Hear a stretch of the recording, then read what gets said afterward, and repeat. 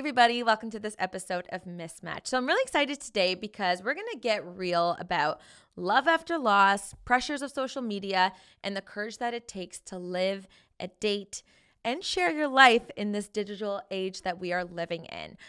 With me today, I have Melissa Hwang. She's a digital entrepreneur, creator, and storyteller who has spent nearly 2 decades building an online community and businesses. Now, she's created her first website in her teens.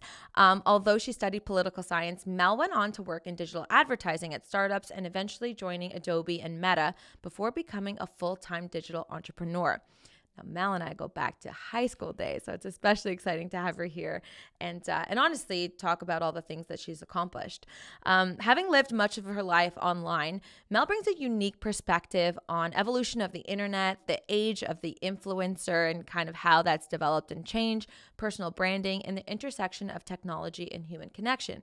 Now, based between Toronto, New York, and previously in Lisbon, she's passionate about travel, about languages, and learning from people's stories while living alongside her own. As a veteran in this space, Mel has been honored to be featured in publications like Refinery 29, Yahoo, Lean In, and the Toronto Star, and has also served as a spokesperson and ambassador for countless brands. Today, she is sitting with us and going to share some of her experiences, life lessons, and more. Mel, it's so good to have you in studio. I'm so excited to be here and also to catch up because what do we have, like 2 decades? When I said 2 decades, I was like, oh, because I know it's in your teen, which is high school. And so it's kind of incredible how long and time goes by so fast. I know. And it's been, and our paths haven't crossed all that much, even though we're in like similar worlds. Yeah. But it's been so like amazing. And I like cheer you on from the sidelines all the time because you've accomplished so many amazing things. Do you like blink and be like, how the F did I get here?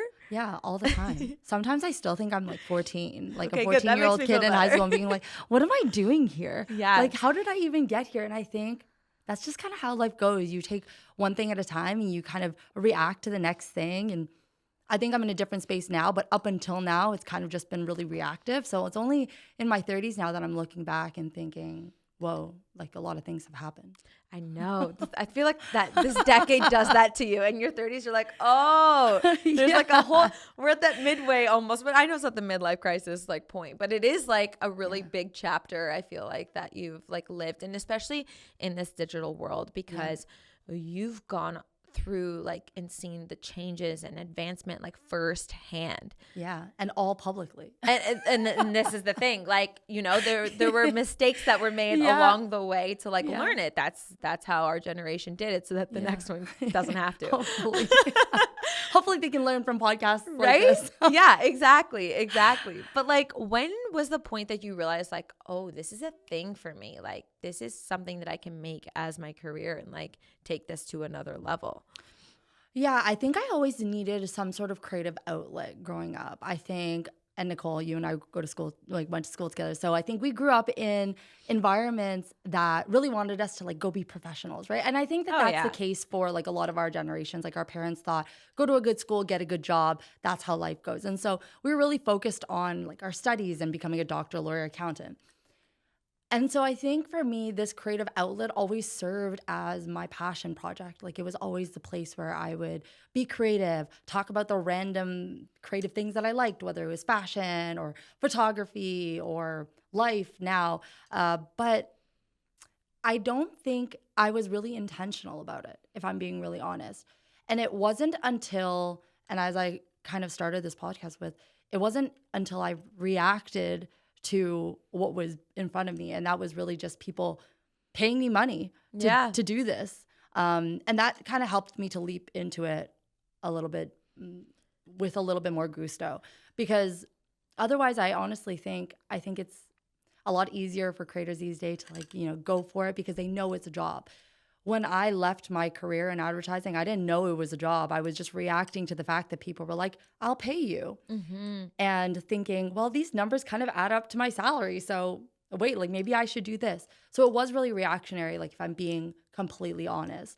Versus today, I think there's such an opportunity for creators to have a message, to strategize their voice, to have this intention, and to move forward with it in a way that they can share with the world. And I think that's really cool. But I didn't come from that era, so mine was very much reactionary. Is that the advice then that you would give someone who is listening and thinking about like doing something like this? Is it like you sit down, you create your niche, you create like your business plan, your personal branding, all of that before you kind of launch your brand, so to speak? I think being intentional with it is really important. I think knowing where it's going to sit in your life is also really important. I think it's really naive to say, I'm going to be a creator and I'm going to get like all of this stuff and I'm going to be able to live for you. But that's what people think. And it is true. Let me say the dream is true. 100% it is. And if you want it, go after it. But to also be realistic, and I think that this is the side people don't talk as much about, this is a entrepreneurial endeavor. So there's going to be ups and downs. And if you have a livelihood, if you have a family, like if you have responsibilities to take care of, these have to kind of come into play, just like you would when our parents were starting their businesses before the digital age, right? Like they had to think about, like, is this worthwhile for me to commit my time to? But I definitely think having a plan and being strategic with it, having not even necessarily a niche, but a message. You know, really having a message, a tone that you're passionate about is where to kind of kick off from. And that could be your personality. I always say, like, for me, I have no niche in my channel. My niche is me because I've gone through all these changes. So if you caught me 8 years ago when I bought my house, I was a home decor niche. If you caught me 8 years ago, I was a travel niche because all I was doing is traveling. Now I'm some sort of like a reinvention niche. So I think it's just you as a person. And I think what's really nice about the online world is that you get to kind of dictate. Yeah, you're designing your own. Yeah, how you craft the message and what you share with the world. And I call it the democratization of media. And it's so nerdy, but no, it's not. Tell me more. I love it.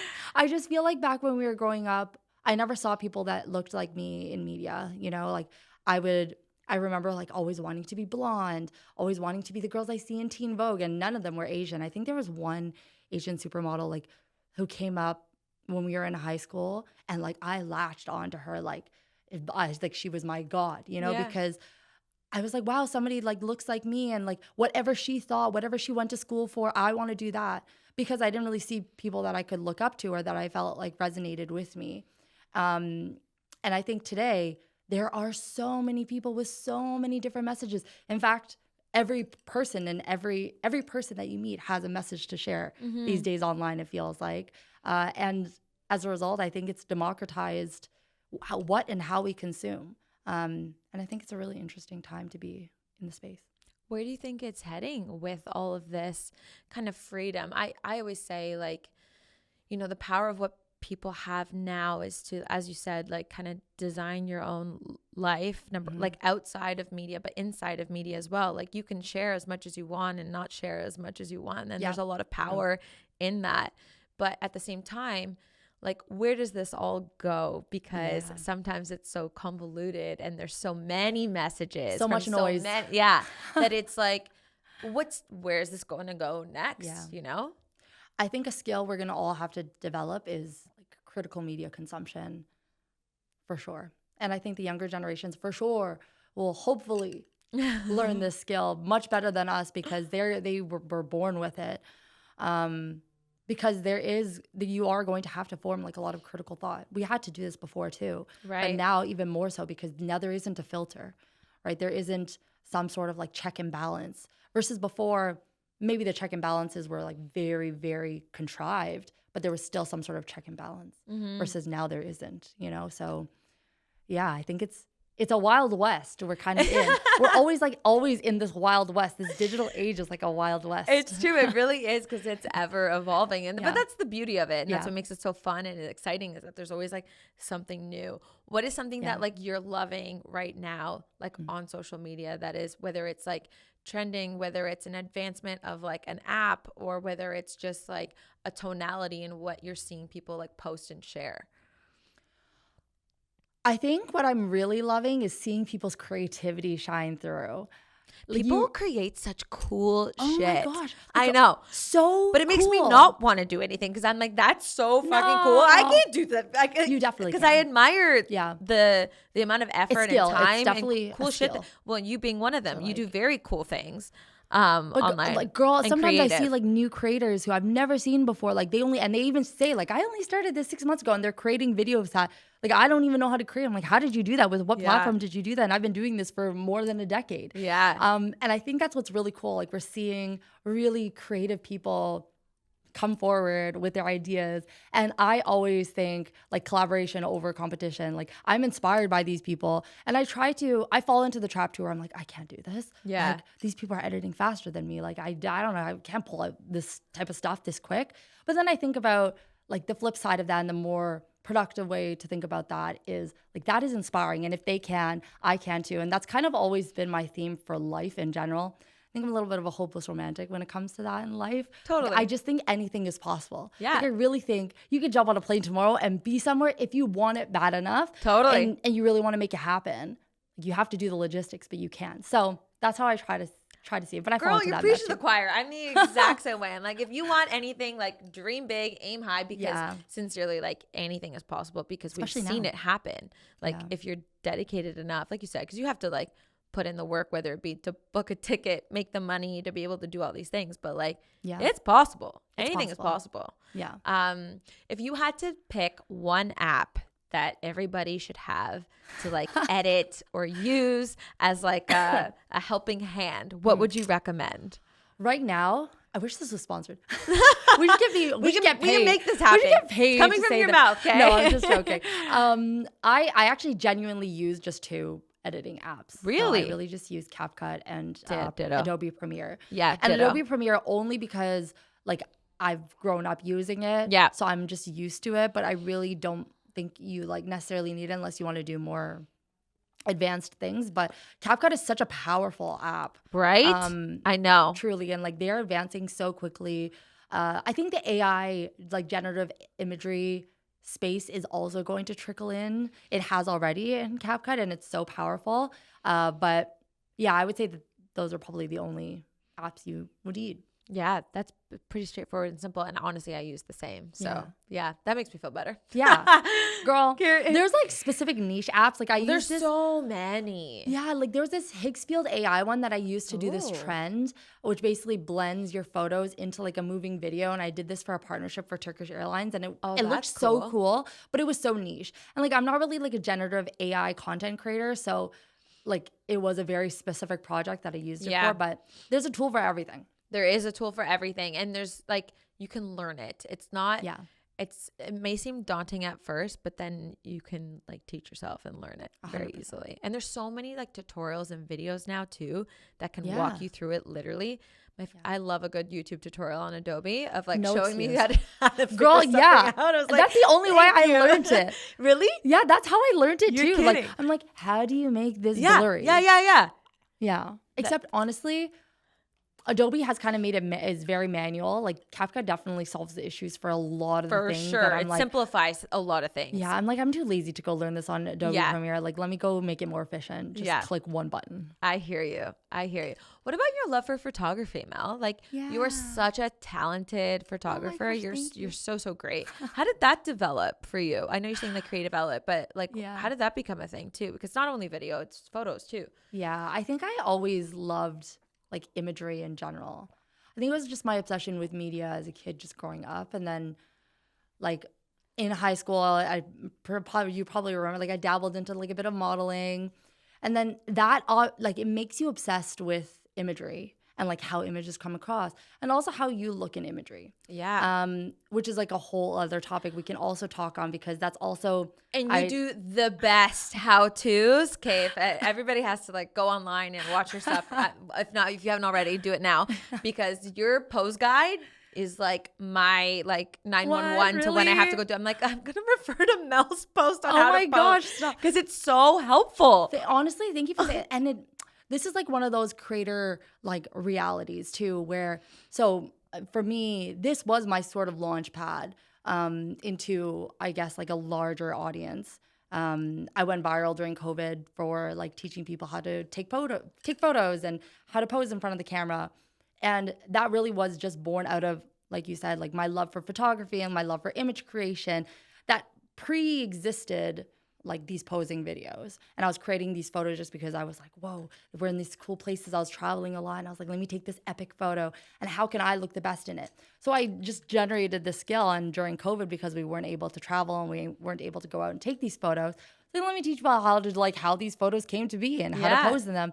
And that took off. And again, the reactive theme kind of, and that's, as a creator, that is probably your biggest tool, is like being reactive, like looking at your data, looking at your insights and being reactive to it. Not necessarily trend, but what people are liking from you. Yeah, I know. exactly. Because sometimes you don't even know. Yeah, you know, you don't know. Sometimes the platform needs to tell you.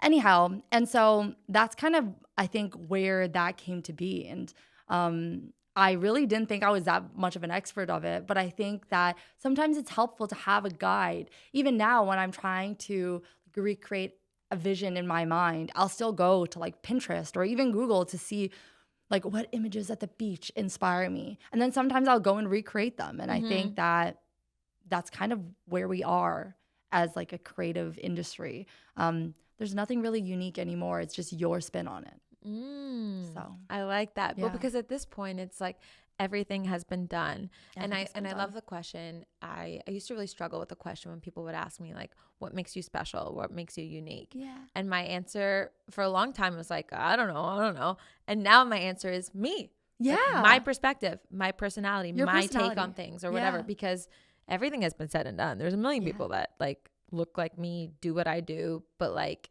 they're not going to actually have my mind or my execution the way that somebody else would, you know? Yeah. You are one of one. Yeah. So. And I feel like your energy has always been infectious. Oh, you're for so anybody sweet. who doesn't know, I'm going to look to the camera for this one. Nicole Cervinis was literally the girl in high school. That's not true. And it is so true. Every girl wanted to be her. She had this like effortless vibe to her. You were so infectious. I just so remember like and you're in an older year than me. So like normally when you're in the younger years, you look up to like the girls who are above you, and you always had the vibe. You're so sweet. You always had the vibe, and that is the truth. And anybody who went to our high school can affirm that. You're and so sweet. That means a lot coming from you because, normally you look above and I look down. It's like, Mel is so cool. She's such a vibe. She's going to go places. Like I always thought that. I would say that to Diane all the time. I was like, yeah, she's going to kill it. Like I know. It's interesting to see how we've kind of evolved into like our spaces now, because I think that you have to have like a very specific type of personality to like be comfortable in front of a camera, to be able to talk to people, to like pull people in. And it's a skill. And there are other people who have skills that I could never do, like be in a book for 10 hours to be able to know every law that applies to a case. Like I could never do that. That is a skill I don't have, you know? But it's interesting because I think people naturally who have the skill like of pulling people in, you can be found at an early age. You definitely had it. Well, like you said, I think it's like, it's this little something that you kind of have always in you. And then it either like you follow like your passion or career that it like that flourishes that part of you. Yeah. Or maybe it gets translated into like something else. And so we're very fortunate that I think in being very similar, we've been able to like lean into that sort of pathway of where we feel like, you know, our most authentic, like confident self. Yeah. And in that though, I think like, for me anyway, and I see it with you, is like there's a lot of resilience that people don't actually quite understand and like comprehend to be able to do what you do and share what you share. And there's, I mean, going viral is great, but then there's a lot of like expectation and pressure that like comes with that, and people and judgment and opinions that come with that. So like, how do you navigate all of that comes with the good, you know? And it's two-part. I think it's internal and external. For sure. Sometimes the internal is much worse than the external. Yeah. On the external side, I think with time, you do build like just a thicker skin. And I'm sure you know this, having like been across both traditional and digital. You just learn that everybody's going to have an opinion and it's not going to necessarily be yours. That's easy to say. Like, I won't lie, we're still human. So like you're going to say things sometimes that are going to trigger me. And it's my job to then be emotionally intelligent enough to pull it back and say, like, this isn't a reflection of me. Or maybe it is, or maybe it is something for me to reflect on. And I think having that discernment is just a required skill in our industry, but doing it very, very selectively. Like, I wouldn't look, if there was 10 negative-esque comments, I would read them all, and then maybe one of them would trigger some internal thought in my mind. But yeah, I definitely, and the ones that are senseless, like, your face is ugly, like those you just like really, you then have why to just are you like, looking at me? you just have to like let it roll off your shoulder. But ones that are like, you know, thank you for sharing your perspective, but it's really wrong because of X, Y, and Z. You know, sometimes like those will make me think, because I'm also, I think it's really important for us these days to like also not have an ego, you know, and having an ego is kind of important in the work we do because it's protection. I think it's some sort of like defense mechanism. You have to have this almost delulu sense of like confidence. But I think it's a balance of also balancing your ego, especially in the age of an influencer. You always see those viral videos that are like cringe influencers being like X, Y, and Z, like demanding free meals at a restaurant and stuff. I don't think that that's everywhere, but it does happen. And I think it's just when our egos haven't been checked. At the end of the day, we are where we are as creators, especially because we are the same as you. You know, we are the same as you. We're relatable to you. We are just living life like you. And that is what gives us our job. And so as a result, like, you are not above anyone else. You're not above the server that's serving you. You're not above like the busboy who's cleaning your dishes. You're definitely not above the restaurant owner who's serving you food. So I think checking that is really important. How do you check your ego? Like that. Like that. I'm like, girl, sit down. No, it's more so like, I think for me, like the more positive twist on this is knowing that there's just so much more to learn from every person. And every person's on their own journey and their own path. And there's so many inspiring stories out there that I think that like that checks your ego, that humbles you, you know? Like, a kid in a war zone is living a much stronger, more resilient life than me living my life online and sharing heartbreak online. You know, like that is resilience, you know, and that's so inspiring to me. And so I think just giving yourself that little bit of humility and that reality check is important in our line of work. But on the internal side, it's a whole therapy. Are you get some therapy? Do you? No. Yeah, I do. But that's comforting to know. Not as regularly as I like would love. Me too. But definitely as a tool for sure. Because I think in our line of work, like you need a sounding board. And sometimes you just need help. You need somebody to tell you that like it's okay, or to help you unpack certain thoughts that you're having, especially because I always say this line of business is so interesting because we're entrepreneurs, we're business owners, but our product is us as humans. And to commodify a human being is naturally just very dangerous because we're ever evolving. We're not constant. There are so many different aspects like health and mental health and family and friends and relationships. And to commodify that is very dangerous, right? Because it's unstable. So yeah, it's definitely a balance on the internal side. The lack of stability is a real thing. Not only like, again, like in terms of like where your career could go or and whatnot, but also like with yourself. Like if you're having a bad day, or like you said, like you're sick, like you can't work, you can't do something. And that's like a livelihood. That's a means of, you know, living. So it's a lot. What do you say that you would struggle with like the most internally? I think self-confidence is always going to be the thing. Like I come across very confident. I work really hard at building my confidence and maintaining it. But like doing this even more than a decade full time, I still feel like I'm not good enough sometimes, or that I'm not doing it well enough sometimes, or that I'm not pretty enough sometimes, or that I'm not funny enough or charismatic enough or energetic enough. These are like, I'm not enough. And I think that's something that we all feel in our various regards. Like I'm not unique in that. I'm sure people feel like that in their corporate careers as well. But in this line of work, because it's so visible, It's just everything. My eyes aren't big enough. My jawbone isn't like sharp enough. It's constantly in your face. You're constantly, well, literally it's your face, but like, yeah, it's literally your face.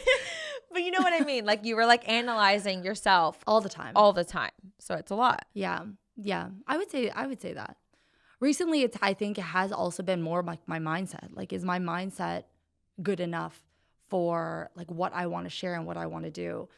But I would say I always come out of it. I have to give myself a little bit of credit there. Like I always kind of come out of it, but it does take a few days sometimes. Yeah, you're human, but you're a tough cookie too. So give yourself credit where it's due. That's for sure. And being a tough cookie, you know, it's interesting because Mel, like you said, you share so much of yourself online. And I think also as creators, it's quite difficult to create the boundary of what you keep to yourself and what is personal, and then what you choose to share with your audience and with people. How do you navigate exactly where that line is? Because I also feel like it's probably moves more often than not. Yeah, it's definitely a moving target. And I learned this, I think again, reactively. And I don't like to like intentionally hide things from my audience, but there are certain things I just trust my intuition a little bit more now. If something feels like it's just a little bit like private, like I don't feel 100% comfortable sharing it, I'll pull back for a bit and give it a bit more time to think about before I share. Yeah. And that could hinder me from a creator perspective, but it's also to protect me your and mental my health life in your life and my mental health. And like my elephant in the room, I always say is like, I went through a public breakup, and like that, I think that really shone a light on what I put out online and what I don't. Not to say like there was always disclaimers in like the content that I would share before, when I would very much share my like romantic life online, in that, you know, this is a snippet, this is a 30-second snippet of like what my relationship or our life looks like in real life in 24 hours. But now it's definitely like it's more intentional about that. Like it's not just a disclaimer. It's okay, certain conversations are off limits, or, you know, certain aspects of my relationship are off limits, or even the tone in which I talk about things. Like if it is about relationships, let's say, or friendships, let's say, maybe it's about my thoughts on the friendship or my thoughts on the relationship, but not exactly what's happening in that moment, in that friendship or that relationship. And I think that's important. And I also think it's really important for us to go through things in life internally first before we share it with the world, you know? So, and that goes for anybody, whether you have 100 or 1 million followers, you know? Yeah. I think it's really important to just process internally first and really know what you want to put out there. And I think that has really come to me in the last couple of years. And also respecting other people. I live my life with lots of people. I love to hang out with people, friends, offline friends, online friends, my partner who's also offline. Like, it's important to talk to them too about and what they're comfortable with and what their boundaries are. And that's not something I think I ever did before, but I definitely do now. That's so interesting. And if you're right, let's get into that, because I can relate a lot to that on many different levels. Well, even this podcast, I've shared like about breakups and things, but I haven't I wanted always to allocate time to talk about something, because my time gives you heal with time, and there's perspective with time. And that's really important to not kind of jump. And for the same reason, I was like, could I do this right away? Yes. To like answer all the chatter and all the questions. Am I ready to? No. And I'm not going to feel pressured into doing something that I don't feel like I have like my heart and head even wrapped around yet to be able to like communicate 100%. The takeaway or anything. So you're not alone in that. And I think that also comes with age, Mel, and like life of like going through it. And then like, like you said, like going through the actual and thing. And then learning, so that's how I'm going to handle it this time. Well, we went through, I think, the same time. The same thing around the same time. Like, yeah. And and it's so funny because, I can relate to so many things on that you're saying, because, you know, everybody's instant reaction, I feel, and correct me if I'm wrong, if this wasn't the case with you, was like, but you look so happy, but everything was great. Yeah. And I was like, because you're seeing the snippets. Those were happy moments. I'll never take away. I've never shared a moment online that was phony. Yeah. Like at that time, what we did or what we experienced was beautiful, was fun, was a great memory. Having said that, does that mean that that is symbolic of the entire relationship? No, there's shit. There's other things that I'm not as forthcoming about for that exact reason, because you want to keep it private and you're figuring it out. But for you, like, I remember, I think I read or I heard somewhere that you were like, someone was literally crying that you had like broken up. I was like, okay, that's a whole other level of fandom of people mourning your relationship. Tell me about that. I had no idea that there was like that level of parasocial relationship with my last relationship. And it's been a long time now.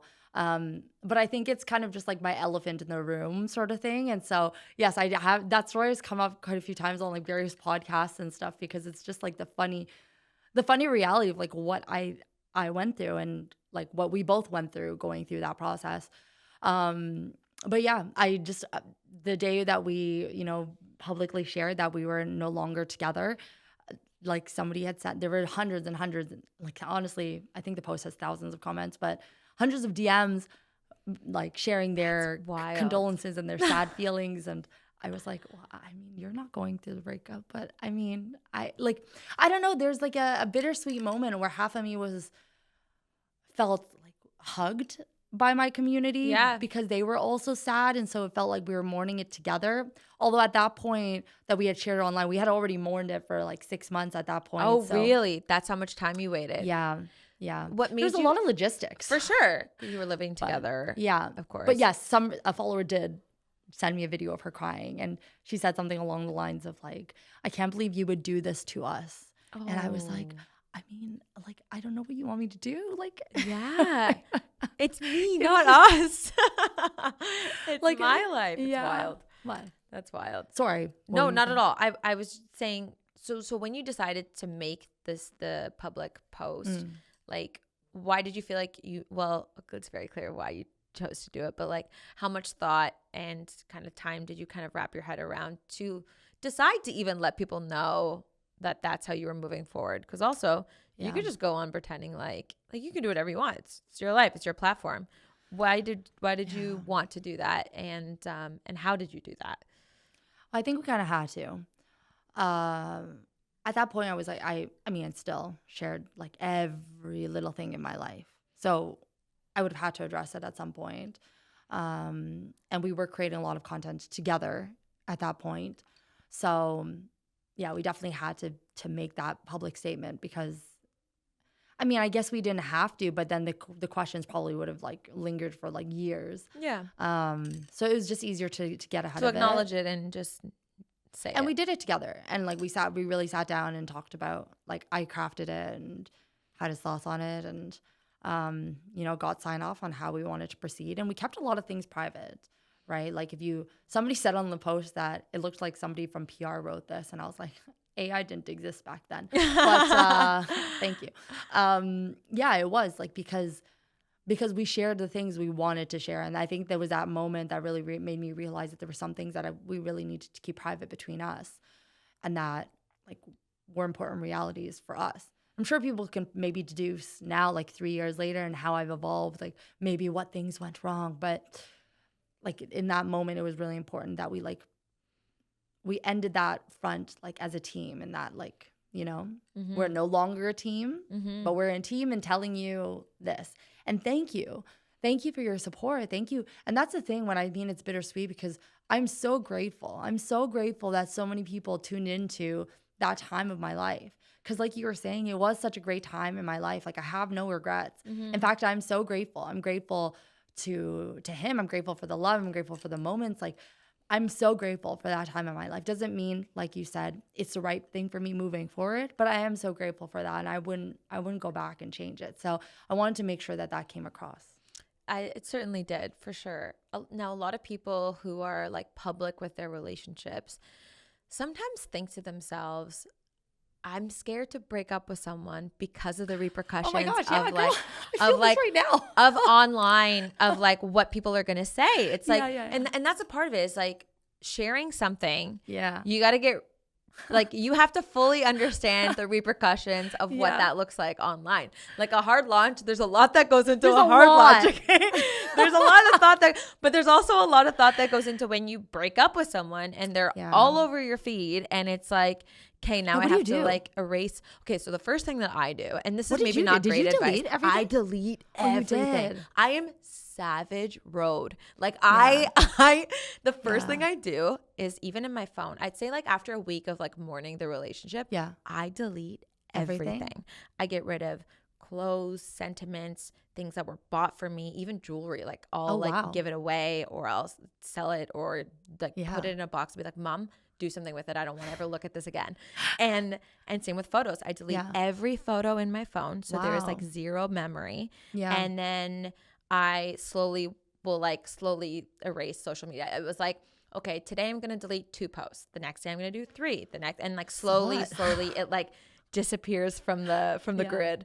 But it's tough to do that. So was that a part of your thought process in choosing to like end the relationship of like, oh, like now I have to explain this to everybody and I have to like go through this all? No, it definitely wasn't part of the thought process. It was really it was just more of a logistical thing we had to figure out afterwards that like you would in any sort of divorce separation. It's so funny. I'm such a sentimentalist. I couldn't do that. No. I don't think I could. So you still have, like, you don't delete everything? I have deleted them off my channel more like out of respect for my future partner, for my current partner, and just for my future. Like I just don't need that stuff. And it already is like reposted on and lots of channels. People send me videos all the time of like my posing videos and the posing videos we did together that are like still being used on Pinterest for ads. That's really cool. But I mean, but you should be making money. My likeness just was not licensed. But I just didn't want it to be like front facing on my channel. Yes. You know, so I did. And it did take a long time because I had like 4,000 posts. So like out of those 4,000. Really, eh? My last relationship was like for 12, 13 years. So like my whole career online was pretty much together. So it was a lot. So it did take time and like more, not out of like an emotional aspect, but just a logistical aspect. It took a lot of time. Because like Instagram does not make it very easy to like batch select. You have to like do it individually. Yeah. I know. Meta, get your shit together. Anyways, but yeah, I think I'm a sentimentalist this way. I like hold on to those memories on my phone and in my mind. You're a stronger human than I am. No, like, I can't look at you. I want nothing to do with it. Therapy, I think, has made me learn that it's actually just like a personality thing, like a coping. Like different people have different survivalist methods. And like for me, I think my survivalist method, maybe that would work better for me. Maybe not. I don't know. And also it depends on the relationship. I was just going to say that if I can, and you don't have to answer this question, but like, why did you choose to leave that relationship? We didn't end on like bad terms. Because that's what it sounds like. It just sounds like you were both at a point in the relationship where you're like, this is not. We were together a really long time. Yeah. We were together since I was 18. Yeah. Like, you're a whole different person when you're 18. So we evolved, I think, in a way. And the reason why I'm so passionate about like living life intentionally now is I think I was living life very reactively and non-intentionally. I was just letting life happen to me. And when you're that young, you don't even think to ask yourself like what you want. You're like, this is great. This is good. Like, I love this person. They love me. Like, our life's moving along. Great. And that is how I think a lot of couples who get together really young kind of evolve. But they get to a point where you end up having to be intentional about it. And I think when we started to really ask each other the intentional questions, there were just so many fundamental issues that we had so deeply solidified in the dynamic of our relationship that it wasn't really able to be changed. Interesting. And so, yeah, it didn't end up working out. But I think we both learned a lot of things from that. Like, this was such a big part of my life. This was a third of my life. Yeah.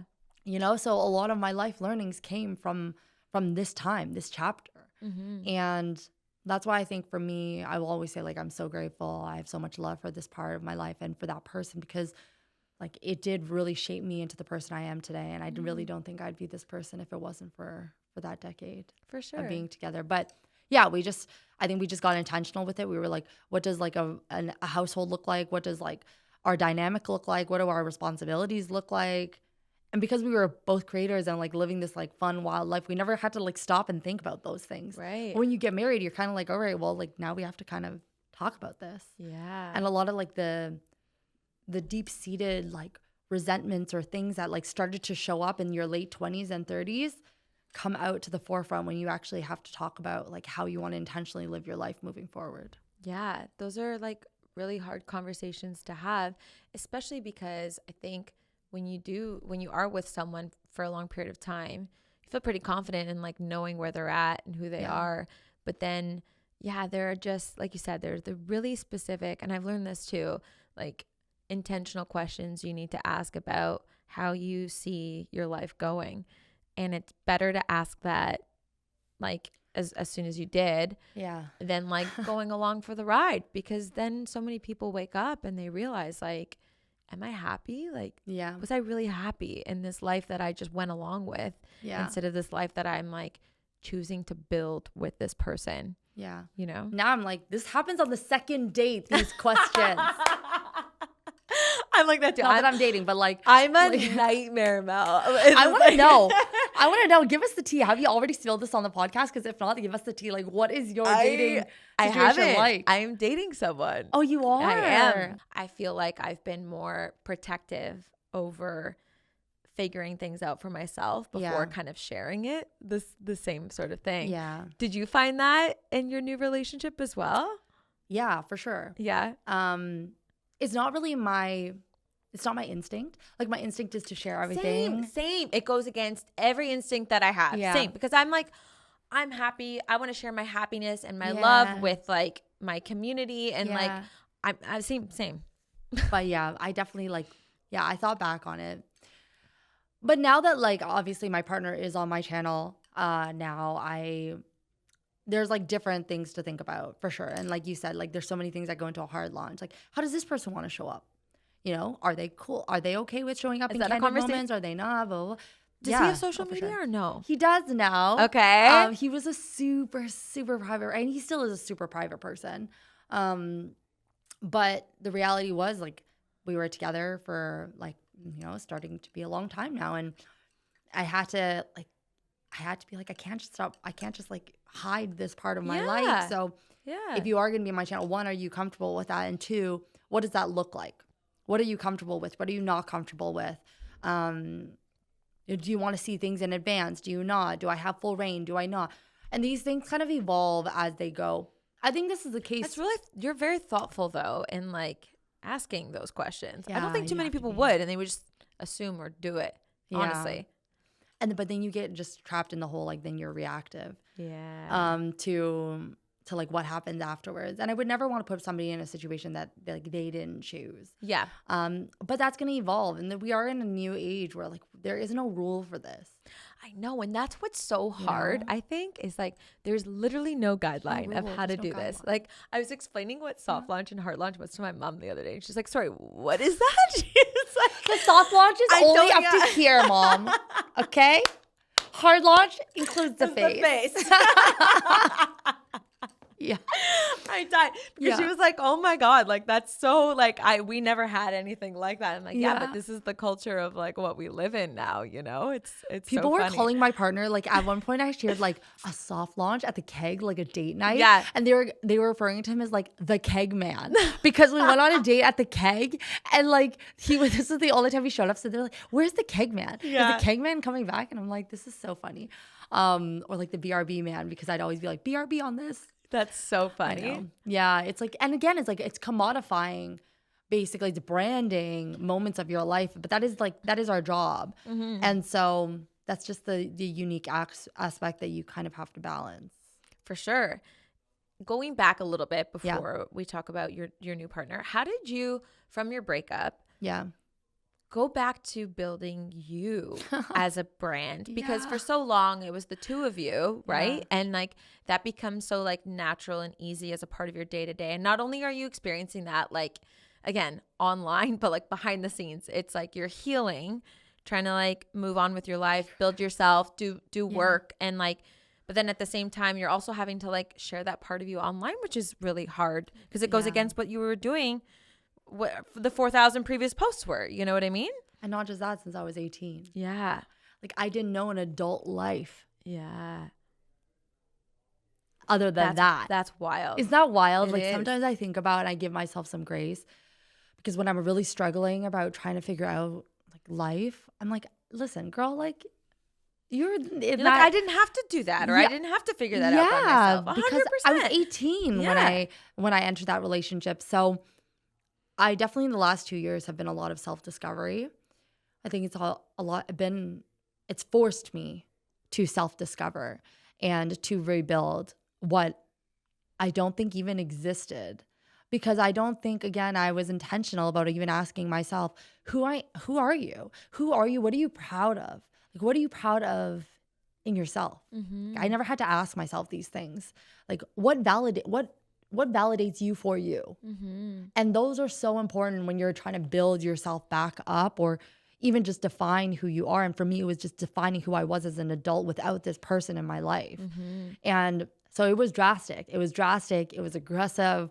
And I did it, I think, again, unintentionally in like the first like 6 months to a year. I would try like a lot of new hobbies, keep myself busy, like, you know, really lean into like just be like a yes person. Like, do you want to go hang out? Yes. Do you want to go do this? Yes. Like, I was dancing like 5 days a week. I was training another 4 days a week. Like, I really leaned into Latin dancing. But I think now coming out of it, I'm like, oh, I'm not actually like a full-time Latin dancer. Like, I'm not going to like, you know, Latin dance for 7 days of the week. But in that moment, I just kept myself like really busy so that I could explore different avenues of myself. Mm-hmm. One of the things I realized that I loved was like being around people. I love to be around people. I love that when I'm around people, I bring people in and that I make people feel like warm and included. And this is something that I've only learned now, like that I'm proud of, you know? So yeah, a long-winded answer to say I did it reactively the first year. And the second year, I'm doing it proactively now in really strategizing, not just what I'm proud of and who I am, but also who I want to become. How do you do that? By looking, I think, at what I admire in people, what I hope to become, like as a woman like that is moving into her 30s, as a woman who would love to have a family or not, as a woman who like is in a partnership, in a loving, healthy, happy partnership.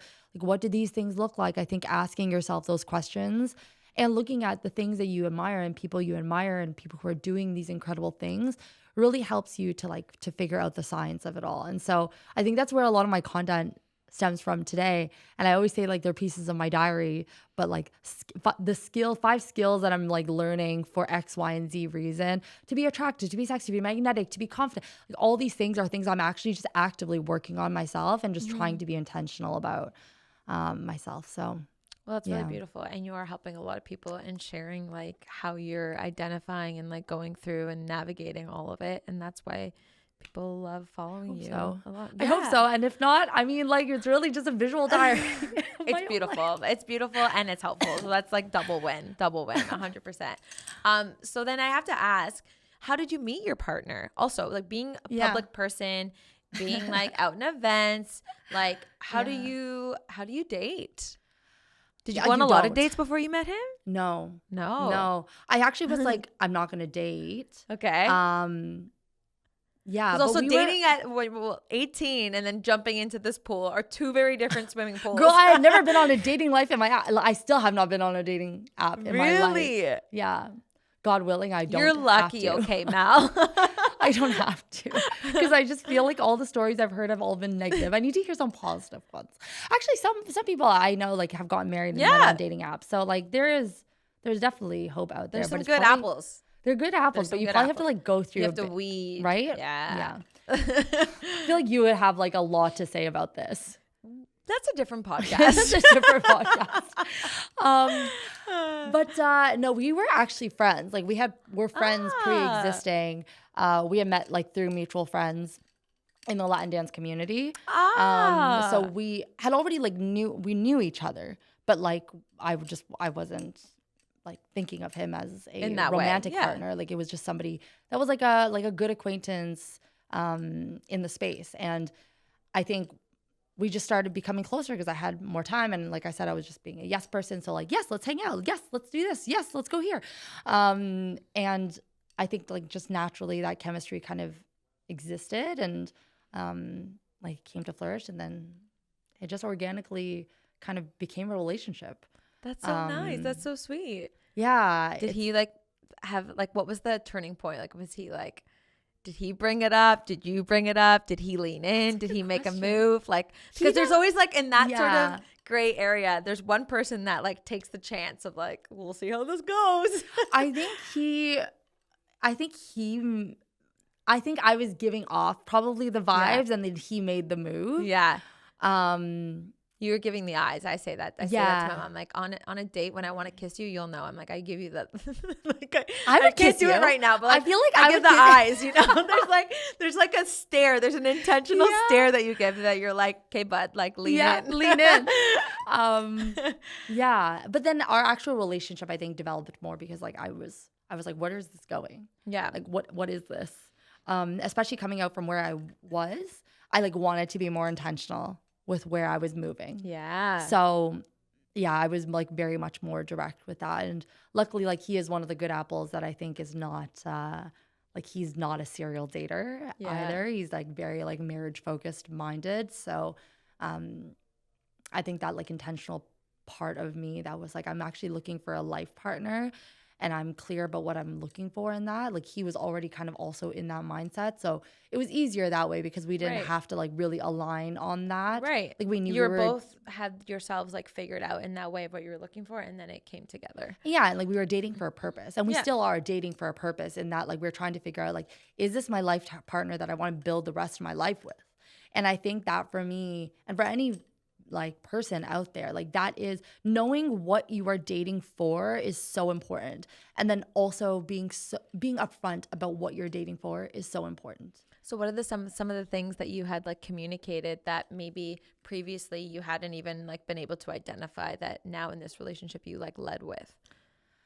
A few things are like household dynamics. Interesting. Like tell me more. Family dynamics. But more like what responsibilities do you hold? Like who actually holds the financial responsibility in this? If we have kids, if we don't have kids. Yeah. I always say, and like this is like a hot take. Those are tough questions. This is a hot take, but I believe like nothing ever will replace the biological fact that women give birth. 100%. I totally agree. In an age where women have incredible careers, financial stability. If you're coming to the table 50-50 as partners without children, cool. You can probably figure it out and like modernize it in a way that makes sense for you too. But the minute you put children and child rearing in this, it imbalances that automatically. And there's no way of like, oh, well, I'm going to do the dishes to help her out. Like there is no way to rebalance that unless you're very intentional and strategic about it. For sure. And listen, also, if you're a woman that's okay with that, like you're okay. Yeah, and that's something that you want to do, fine. You want to do both. You want to put 80% in, great. Yeah. But it will always be an imbalance. And I think when I look around me and I look at like even our parents' generations, they either had to figure it out because they were following more of a traditional way, you know, where she didn't have like her responsibility was the home. Yeah. That was her business. Yeah. You know, and his responsibility was financially providing. Right. And like it felt a lot more balanced that way. But as we evolved kind of out of this, we kind of made it into a new Wild West where now we define the terms. But who's telling us how and what terms to define? And I think that's what I am I'm now very passionate about in my relationship and in my life, in that like if I were to have kids, like what does that look like? Yeah. And where does the responsibility fall? Because I don't want anybody in life to be unhappy. And I don't know if it makes people happy to be overworked and resentful. That's essentially why people are so unhappy in marriage and relationships, because that builds and that happens. and I like could not agree with you more with that conversation. And it's interesting because in my last relationship, I feel like we waited too long to have those sorts of conversations. Yeah. And once that came to fruition of like putting that out on the table, it was so clear that our values were so different of how we saw a household being run, and how for me, like, it was really important for me to feel like I could be taken care of if I wanted to lean into motherhood. And I was like, listen, I want to take a year off and I want to just be a mom, and that's it. And like like admitting that though too is like kind of scary and sometimes not received all that well. Yeah. Girl, I'm so glad we're having this conversation. Like, listen, feminism gave us the choice.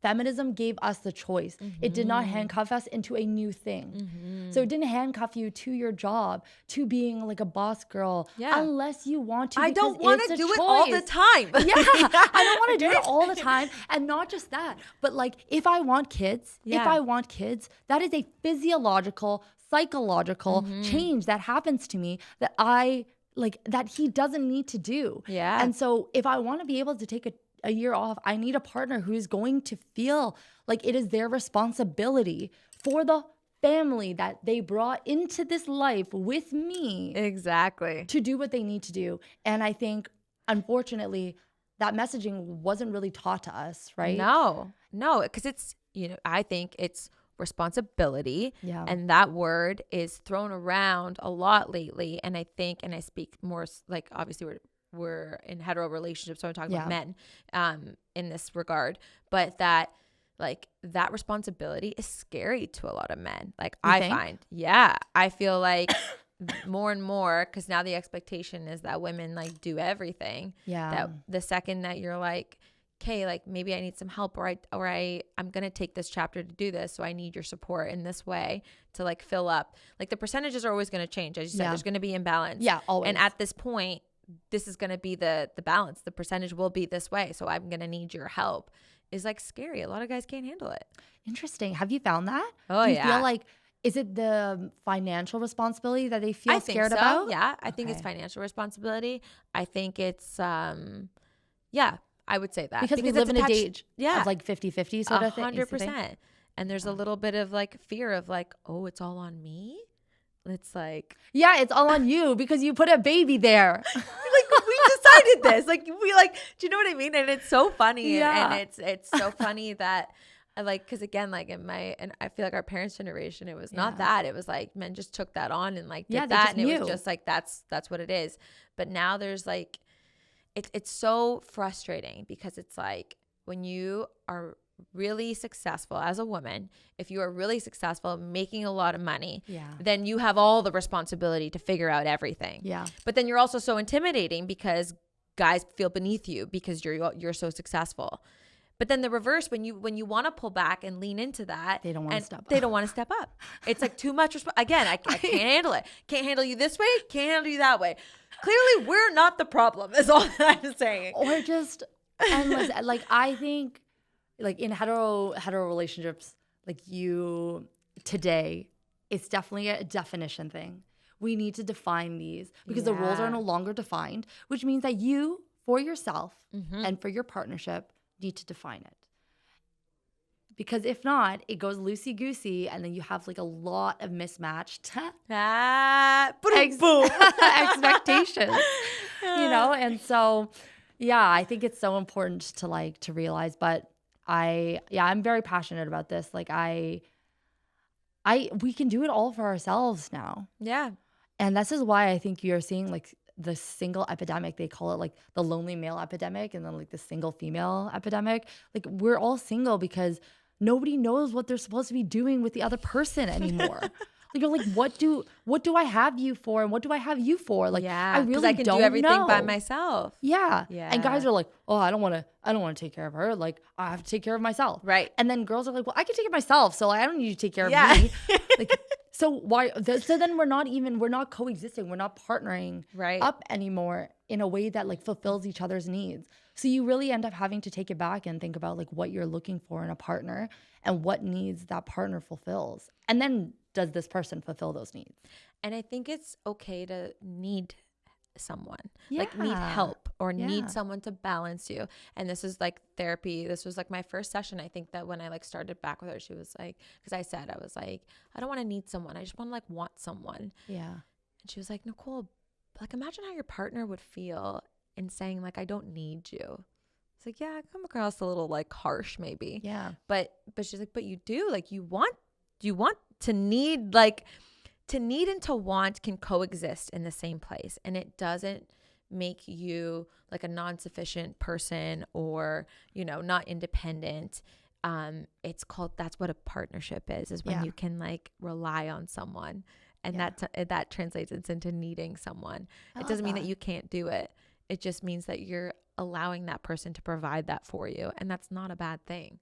But it's also a really scary thing. It's vulnerable. Yeah. For sure. Yeah. What do you feel like you look for now in partnership? I ask really hard questions off the bat for sure. I feel like second date, I'm like, okay, so what are your intentions with this relationship? I love that. Love that. I was like, but also like values and alignment. And I've spoken about this on this before. It's like, you can say I value family, but that's not enough of a question. That's so aloof. It doesn't really answer so many things that go along with it. Like the questions that follow are like, you know, for example, I try and see my parents once a week. That's really important for me that I sit down and have dinner with them once a week. Is that something that you would want to be a part of? And if not, like, how do you want to like live with your family and your kids, and how when they're out of the house or whatever, how you see yourself spending time with them? Yeah. Like that's now where my mentality goes of like how you live with that value, because people value different things. You can love your family, but then like not care to see them. Yeah. And that's fine. I'm the same way. And that's totally fine. Maybe we should have dated. In another world, we should have been in a relationship. Perfect. Because I literally had this conversation recently where I'm like, I love my family so much. They're my best friends. Yeah. Same. I could not see my parents. Yeah. Like once a week. I need to go back home. I need to go up to Markham. I need to see them. But I'm realizing not everybody has that. Mm-hmm. And you're right. Like saying family is important. Like you can love your parents and not see them for years. Yeah. Like that's and there's so nothing true. wrong with that, but that's choosing how you live out your value, which is important. And then I think down the road, as you said, like especially with kids, like you guys are the parents then. You guys, so how are you gonna operate? Like if that's important to you and your partner doesn't care about something like that, there's going to be misalignment in your future that will cause a rift. Say if like they want to live abroad for 7 months of the year or whatever. It's like that changes the dynamic of how you live your life or your family life moving forward. So like 100%. Having those intentional questions, as you said, was like really integral into like when I'm dating and like trying to do things differently, like off the bat, I would say. I love that. I never thought about that way, because I always thought about values, but I didn't think about like values and practice and like asking what values and practice. And I feel like as you like move into the relationship, you see it in real life, but you could ask it too. You could ask it like up front. And people also will say things and not do it. Like that's a whole other thing too. Like there does need to be like action followed by that of like, how is this person supportive of that value, or how do they fit into that value? Yeah. But that unfortunately also takes time to like it be carried out. Yeah. But then you can say, I laid it all out. I laid it all out. And then you give yourself, you know, your binoculars on so that you can see whether that fits into you. And like you said, a part of the work that you've done, once you know in your heart what's really important to you and what you're looking for and how you want to live your life, and then like you don't have a problem. Like there's nothing that's going to interrupt or like change that piece of like that you have with yourself. And being able to identify that really clearly, like you can say it out loud to someone, but if someone doesn't align, then like there's the door. That's totally fine. Yeah. There's nothing wrong. Like I'm not compromising what I hold so true to. I know what makes me me and what makes me happy and how I want to live, you know? Yeah. Especially if kids are going to be involved. For sure. Like, that's a whole other human being. It's a whole other human being. And there's so much that comes with it. It's a crazy thought. And I think it's hard because like we're kind of thinking about this now, like in our 30s. And as females, unfortunately, like we're forced to think about it. I don't think guys are forced to think about like family dynamics like in their 30s. Totally. You know? Like they may be thinking intentionally about like what the right partner looks like or what they are looking for in a wife or something. Yeah. But they're not thinking about like family dynamics versus we're thinking about like, hey, if I'm going to have a kid, like this is how much time I've got. And if that's the case, like what am I really looking for somebody to be a partner with me in that project? You know? It's so interesting because, I think that there's a misalignment there too. For sure. Like in thought process. For sure. That's why like men are always like, they say like mentally just like so, like women are so ahead of like thinking in advance and because we really do have a biological clock that like kind of forces us into thinking that way. But it doesn't mean that men shouldn't also because, they're a part of it. But that's also a really easy excuse for a lot of men to like date a lot of younger women because then they don't have to address that sort of thing for quite some time. That's fair. I always say like in partners, like when I was really being intentional, and I took this from therapy too, but she was saying, she was asking me, have you ever heard of a husband list? Yes, I have. Like to write out all like the wild things you want in your husband. So I had brought this up to her and she was like, okay, this is like, I understand like the idea of this, but in a practical sense, you can't have everything in one person. It's impossible. Right? So if you had to choose 3 buckets of characteristics that are the most important to you in a partner, like your non-negotiables. If he doesn't do the dishes, like you have to ask him every time. That's not like a bucket. That might fall into something, but like that's not like a category, a characteristic category. Yes. And when she made me define these, I feel like I learned a lot about what I was like looking for. Can I ask what your buckets are? Yeah, you can. I know them really, really well. Okay, tell me your buckets. In my heart. So one is inspiring. So love that. That means that this person, I need to look up to them. I feel like I'm looking for somebody, like a partner for me who is leading me in life. Like I want to look to them as like a source of inspiration. Love that. Like I don't want to be like pulling somebody along because I think I'm naturally like a very ambitious person. So if you're not inspiring to me, naturally there's going to be like a power dynamic shift. Yeah. Right. So I realized that this is really important to me. So that could look like different things, right? That could look like you having really ambitious fitness goals. This could look like you having very ambitious business goals or ambitious family. Like it just means that you're an inspiring person when it comes to whatever it is that you do. 100%. The second one is disciplined. Yes. Good one. So this falls under like the routines that they hold, the boundaries that they set, which I'm actually learning is very difficult to actually respect. Like if you want somebody who's disciplined, that means you have to respect boundaries that you might not agree with. 100%, but you have to accept them and like is a learning value that for they me. have the boundary, maybe not necessarily the boundary itself, you know? Yeah, exactly. Yeah. So things like this, but I think that a disciplined man will be the most reliable. For sure. Man. That translates. Yeah. And then the last one, inspired, disciplined, and a provider. Nice. So provider can mean different things as well. Can mean different things. So the reason why the provider bucket is like really important, it's because they realize that they are the source of giving in the relationship. Like I think that men biologically are predisposed to like to give, to like to go find, to go provide, and I think it gives them a lot of purpose and it gives them a lot of fulfillment. For sure. Too, the way that like nurturing babies gives a lot of females like naturally like a lot of oxytocin, you know, and dopamine. So like I think that having somebody who already has that mindset is important. I'm not putting a provider mindset into a man. Yeah. Like you either have it or you don't. Yeah. And I like believe I that said, too. It can either be financially, it could be emotionally, like it could be in all the ways that you feel like you provide for your family and your partnership, your unit. Like you naturally want to provide for them. And that is a passion that you have innately in yourself. So yeah, those are my 3 categories. Those are really good ones. I have different words, but along the same basis. Like, example for instead of like provide, mine was like security. Oh, okay. Yes. But same sort of mentality around all of it, whether that means like, again, like emotional security, financial security of like having someone that you can essentially like rely on. And instead of inspiring, driven. I need someone who is like ambitious and driven. Yeah. So that because I am that way. Yeah. And I want to like share that with someone. And yeah, that impacts like how you lead, how you live your life, and how you can relate on that sort of mental like level as well, you know? Isn't it so funny that like I'm seeing the trend online these days so much about like women looking for like their soft life? Because women are tired of doing everything themselves. You think that's what it is?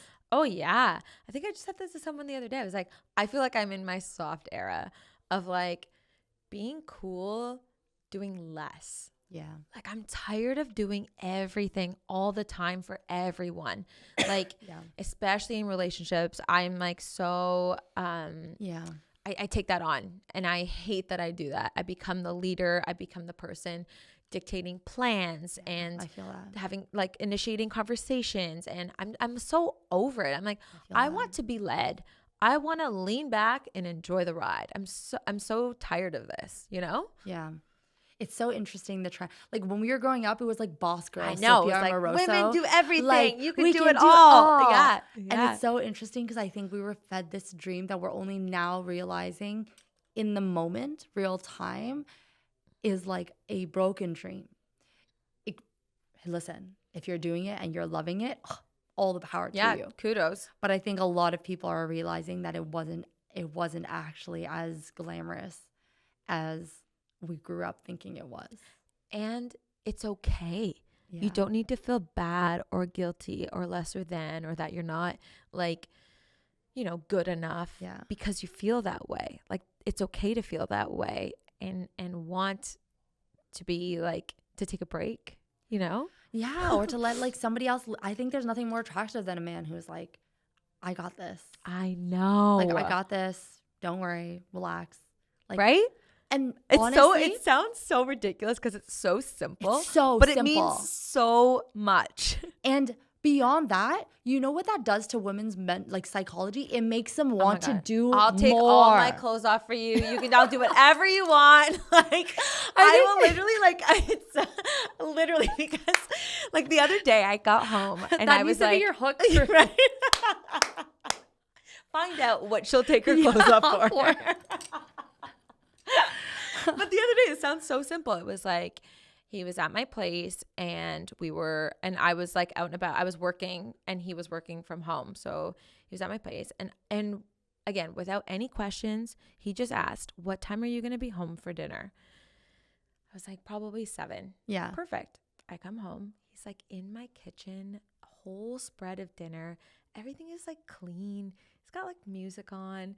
It's he's like, just sit down, serve me food. And that's like, I know that may sound like the bare minimum, but him just knowing and not me having to ask him, hey, do you think you can start on this? Or I'll order something or whatever. Like that's like huge where I'm like, hey, like I don't have to take care of you. Like to be taken care of is so nice. Yeah. So yeah. And that's what I mean. I think like, I wonder if men know this, and like I hope this finds men. But like if you do, they always say like if a woman is a reflection of you, the energy that you serve. And I just wonder if guys know, like you do something, like you bring her something, you take something off her plate, she's going to come back to you and give it right back and like probably 10 times more, because that's our nature. It's true. It's true. That's our nature. The problem is like when you deprive us of that, we will still give, but with resentment. Exactly. And then eventually just like poisons the whole thing. And like because resentment is so hard to get rid of. So hard. And all it does is like fester and build and get worse and worse. And I just like, I think there are some smart guys who know this. I think so. Yeah. You just have to, again, weed them out. Yeah. Wise words, Mel. I feel like I can chat with you all day. I know. You have to come back here for sure. I know, for a part 2. 100%. Tell everybody where they can find you, follow you, where you have something coming up that we can look forward to seeing. Yeah, I mean, it's at Mel Hwang at on all the channels, except for YouTube, which is Mel Inspired still, but which was like my OG handle. I love it. But yeah, it's just at Mel Hwang on all the channels. And I mean, you never know. You never know what's coming around the corner. That's the thing about our job. That's the fun part. Yeah. Keeps things exciting. Yeah. There's a new business around the corner though. Oh. Yeah. So wait up for that launch, I guess. Okay. That's exciting. That's very exciting. And we will. Yeah. We will for sure. Thank you so much for coming Thank on you and for having sitting me. and This was chatting. so fun. This was so fun. And I really appreciate you again, like sharing your experiences Of and learnings. And yeah, It was so nice to it's going to catch help up a lot of people. and also sync up on like Yeah. our values. I feel like we're so aligned. Right? We're So not aligned. mismatched. No, we are not. We are matched.